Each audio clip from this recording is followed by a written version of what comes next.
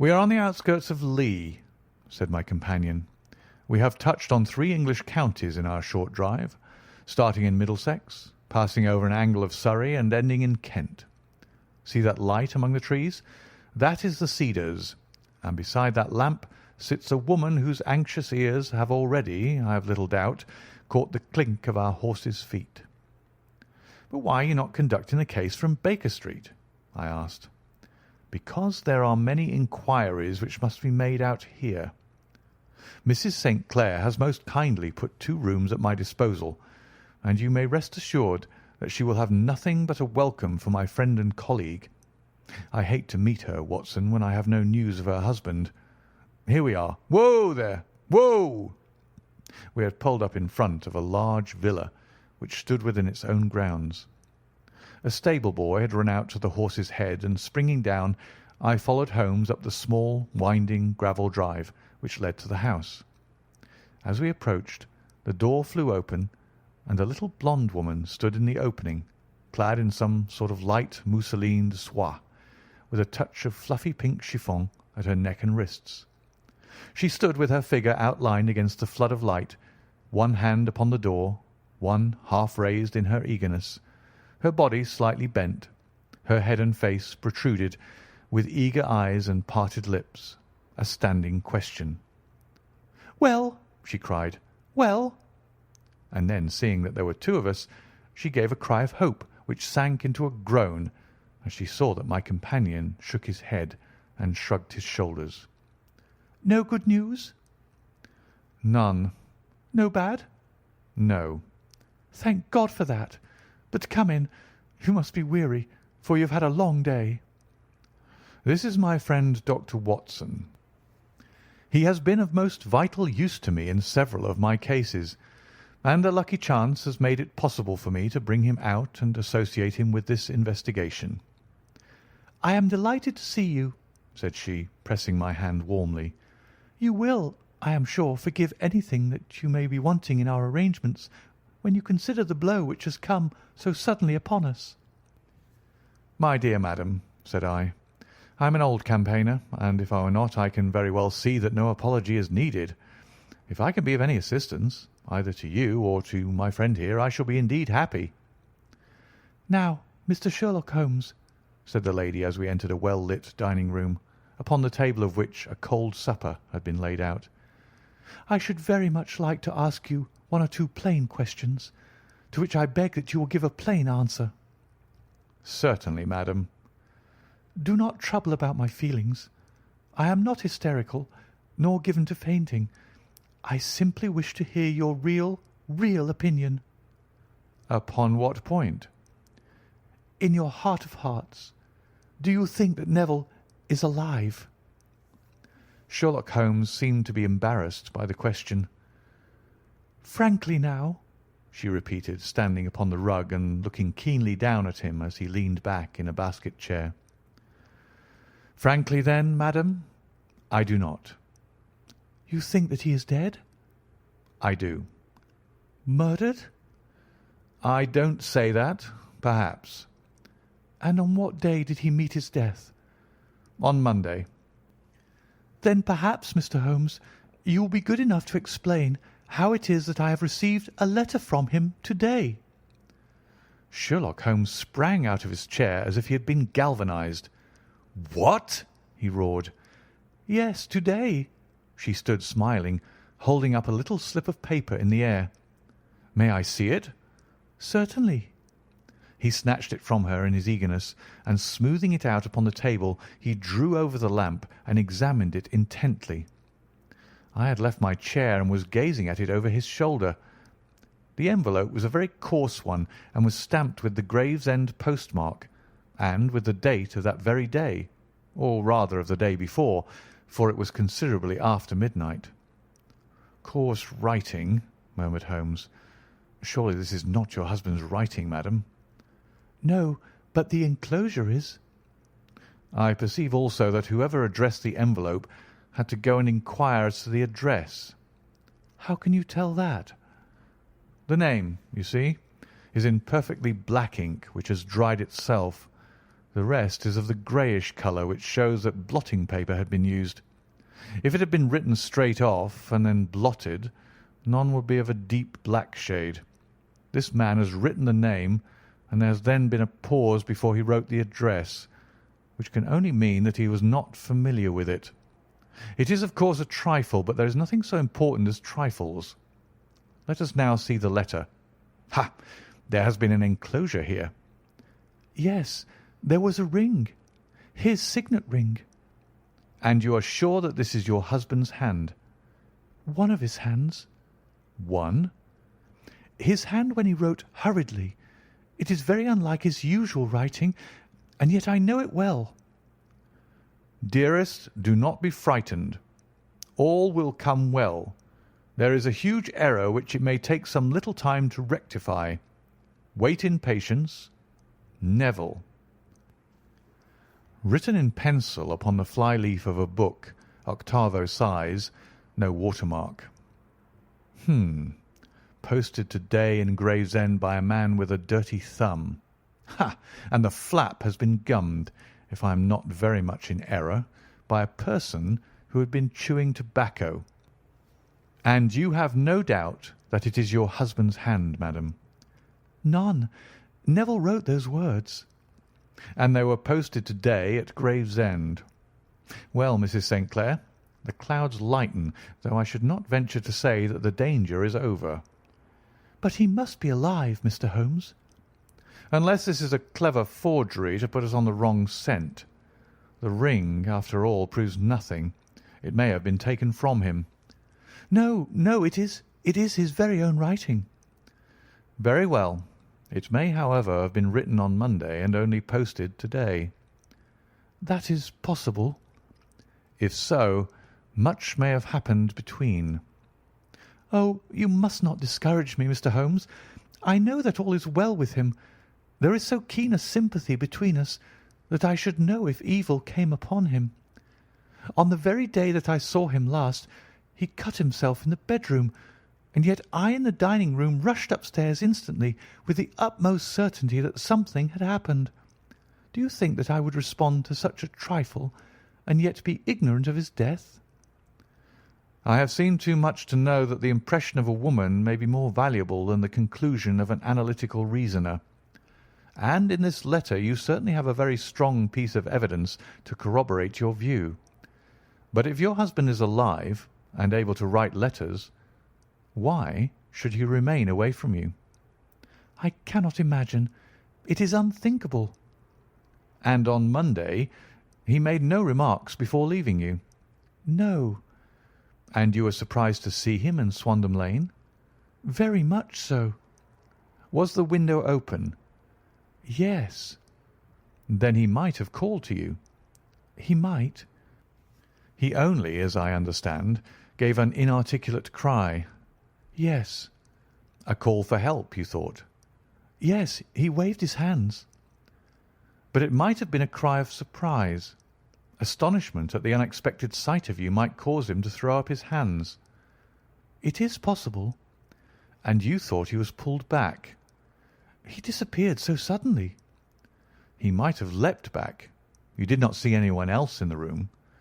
No, but this horrible man confessed to having been there, and the Lascar was at the foot of the stairs. Quite so. Your husband, as far as you could see, had his ordinary clothes on. But without his collar or tie. I distinctly saw his bare throat. Had he ever spoken of Swandam Lane? Never.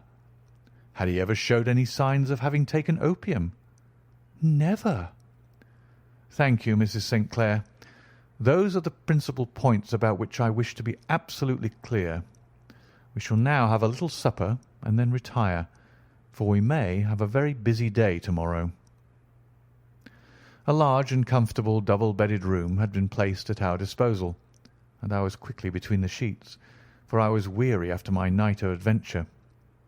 Sherlock Holmes was a man, however, who, when he had an unsolved problem upon his mind, would go for days and even a week without rest, turning it over, rearranging his facts, looking at it from every point of view until he had either fathomed it or convinced himself that his data were insufficient. it was soon evident to me that he was now preparing for an all-night sitting. He took off his coat and waistcoat, put on a large blue dressing-gown, and then wandered about the room, collecting pillows from his bed and cushions from the sofa and armchairs. With these he constructed a sort of Eastern divan, upon which he perched himself cross-legged, with an ounce of shag tobacco and a box of matches laid out in front of him.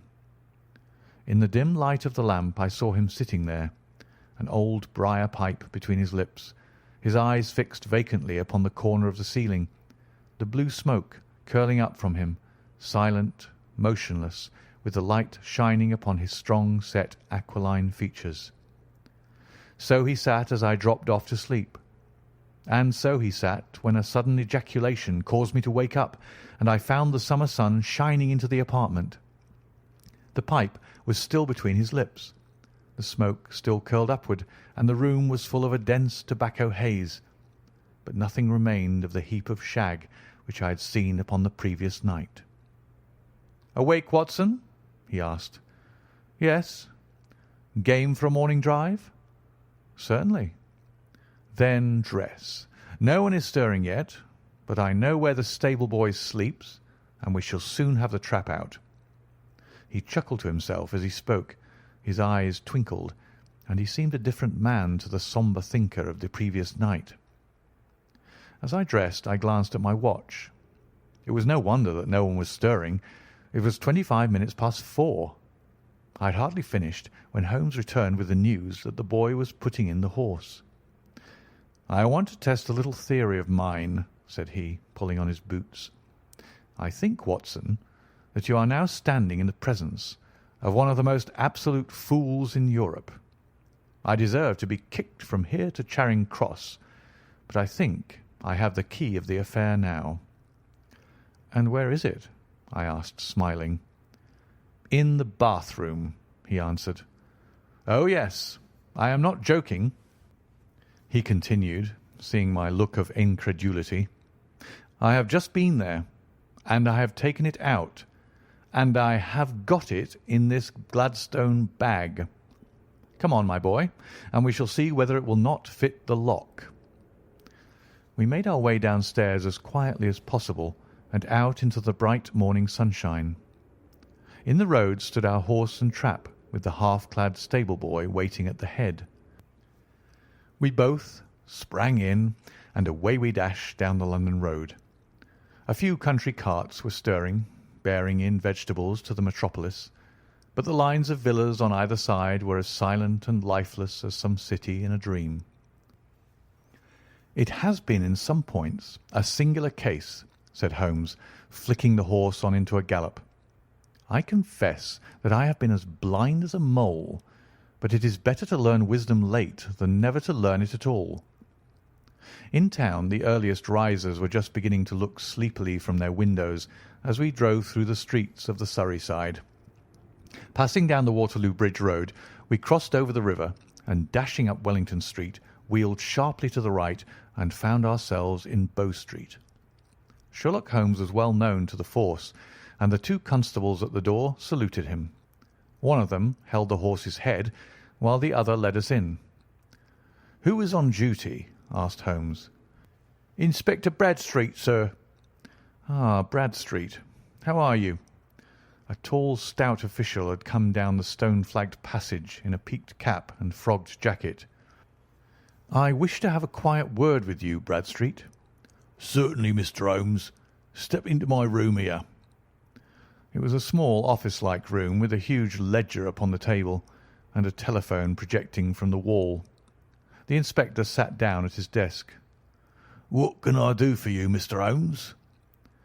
"I called about that beggarman Boone, the one who was charged with being concerned in the disappearance of Mr. Neville St. Clair of Lee." "Yes, he was brought up and remanded for further inquiries." "So I heard. You have him here?" "In the cells." "Is he quiet?" "Oh, he gives no trouble, but he is a dirty scoundrel." "Dirty?" "Yes, it's all we can do to make him wash his hands, and his face is as black as a tinker's. Well, once his case has been settled, he'll have a regular prison bath, and I think, if you saw him, you'd agree with me that he needed it." "I should like to see him very much." "Would you? That's easily done. Come this way. You can leave your bag." "No, I think that I'll take it." "Very good. Come this way, if you please." He led us down a passage, opened a barred door, passed down a winding stair, and brought us to a whitewashed corridor with a line of doors on each side. "The third on the right is his," said the inspector. "Here it is." He quietly shot back a panel in the upper part of the door and glanced through. "He is asleep," said he. "You can see him very well." We both put our eyes to the grating. The prisoner lay with his face towards us, in a very deep sleep, breathing slowly and heavily.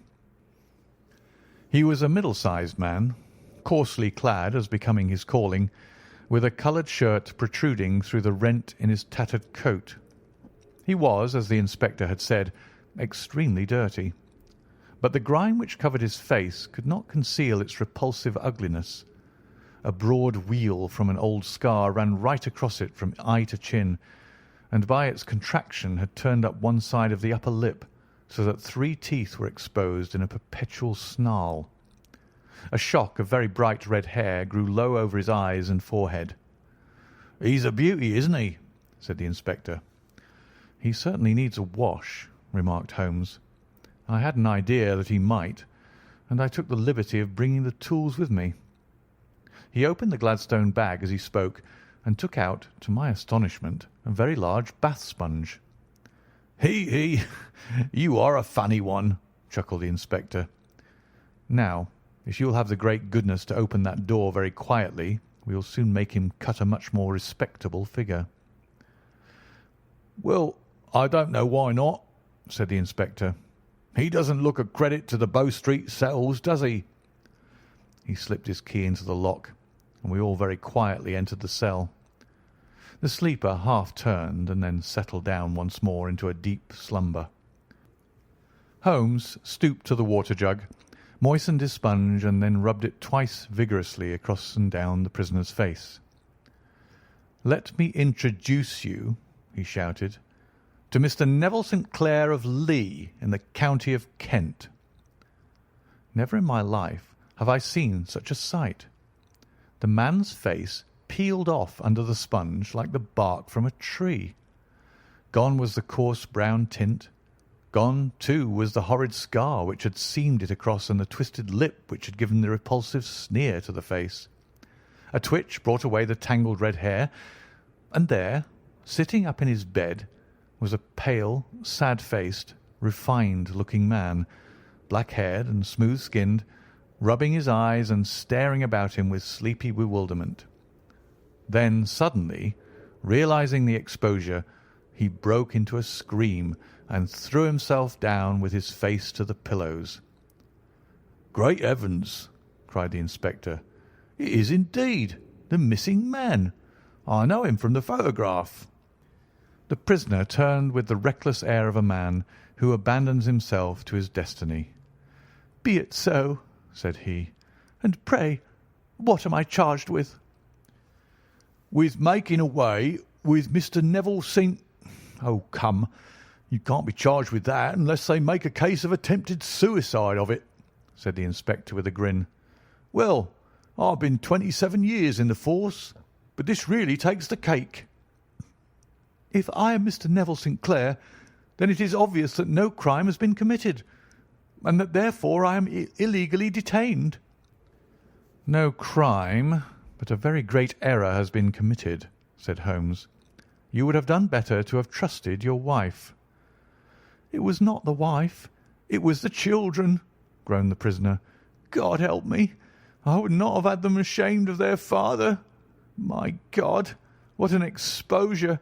What can I do?" Sherlock Holmes sat down beside him on the couch and patted him kindly on the shoulder. "If you leave it to a court of law to clear the matter up," said he, "of course you can hardly avoid publicity.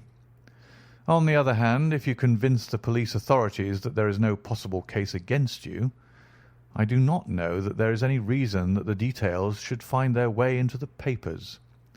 Inspector Bradstreet would, I am sure, make notes upon anything which you might tell us and submit it to the proper authorities. The case would then never go into court at all." "God bless you!" cried the prisoner passionately. "I would have endured imprisonment, ay, even execution, rather than have left my miserable secret as a family blot to my children. You are the first who have ever heard my story. My father was a schoolmaster in Chesterfield, where I received an excellent education. I travelled in my youth, took to the stage, and finally became a reporter on an evening paper in London. One day my editor wished to have a series of articles upon begging in the metropolis, and I volunteered to supply them. There was the point from which all my adventures started. It was only by trying begging as an amateur that I could get the facts upon which to base my articles. When an actor, I had of course learned all the secrets of making up and had been famous in the green room for my skill. I took advantage now of my attainments.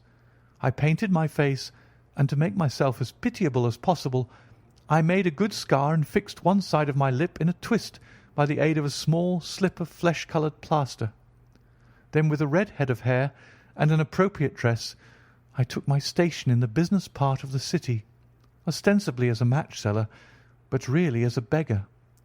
For 7 hours I plied my trade, and when I returned home in the evening, I found to my surprise that I had received no less than 26 shillings and fourpence. I wrote my articles and thought little more of the matter, until some time later I backed a bill for a friend and had a writ served upon me for £25. I was at my wits' end where to get the money, but a sudden idea came to me. I begged a fortnight's grace from the creditor, asked for a holiday from my employers, and spent the time in begging in the city under my disguise. In 10 days I had the money and had paid the debt. Well, you can imagine how hard it was to settle down to arduous work at £2 a week, when I knew that I could earn as much in a day by smearing my face with a little paint, laying my cap on the ground, and sitting still. It was a long fight between my pride and the money, but the dollars won at last, and I threw up reporting and sat day after day in the corner which I had first chosen, inspiring pity by my ghastly face and filling my pockets with coppers. Only one man knew my secret. He was the keeper of a low den in which I used to lodge in Swandam Lane, where I could every morning emerge as a squalid beggar, and in the evenings transform myself into a well-dressed man about town.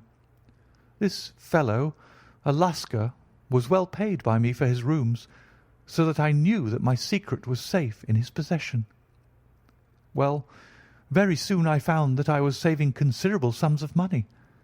I do not mean that any beggar in the streets of London could earn £700 a year, which is less than my average takings, but I had exceptional advantages in my power of making up, and also in a facility of repartee, which improved my practice and made me quite a recognised character in the city. All day a stream of pennies, varied by silver, poured in upon me, and it was a very bad day in which I failed to take £2. As I grew richer, I grew more ambitious, took a house in the country, and eventually married, without anyone having a suspicion as to my real occupation. My dear wife knew that I had business in the city. She little knew what. Last Monday I had finished for the day and was dressing in my room above the opium den, when I looked out of my window and saw to my horror and astonishment that my wife was standing in the street with her eyes fixed full upon me. I gave a cry of surprise, threw up my arms to cover my face, and rushing to my confidant, the Lascar, entreated him to prevent anyone from coming up to me. I heard her voice downstairs, but I knew that she could not ascend. Swiftly I threw off my clothes, pulled on those of a beggar, and put on my pigments and wig. Even a wife's eyes could not pierce so complete a disguise. But then it occurred to me that there might be a search in the room, and that the clothes might betray me. I threw open the window, reopening by my violence a small cut which I had inflicted upon myself in the bedroom that morning, Then I seized my coat, which was weighted by the coppers which I had just transferred to it from the leather bag in which I carried my takings. I hurled it out of the window, and it disappeared into the Thames. The other clothes would have followed, but at that moment there was a rush of constables up the stair, and a few minutes after I confessed to my relief that instead of being identified as Mr. Neville St. Clair, I was arrested as his murderer. I do not know that there is anything else for me to explain. I was determined to preserve my disguise as long as possible, and hence my preference for a dirty face. Knowing that my wife would be terribly anxious, I slipped off my ring and confided it to the Lascar at a moment when no constable was watching me, together with a hurried scrawl telling her that she had no cause to fear. "That note only reached her yesterday," said Holmes. Good God! What a week she must have spent! "The police have watched this Lascar," said Inspector Broadstreet, "and I can quite understand that he might find it difficult to post a letter unobserved. Probably he handed it to some sailor customer of his who forgot all about it for some days." "That was it," said Holmes, nodding approvingly. "I have no doubt of it. But have you never been prosecuted for begging?" Many times, but what was a fine to me? "It must stop here, however," said Broadstreet. "If the police are to hush this thing up, there must be no more of Hugh Boone." I have sworn it by the most solemn oaths which a man can take. "In that case, I think that it is probable that no further steps may be taken. But if you are found again, then all must come out. I am sure, Mr. Holmes, that we are very much indebted to you for having cleared the matter up. I wish I knew how you reached your results." "I reached this one," said my friend, "by sitting upon 5 pillows and consuming an ounce of shag. I think, Watson, that if we drive to Baker Street, we shall just be in time for breakfast."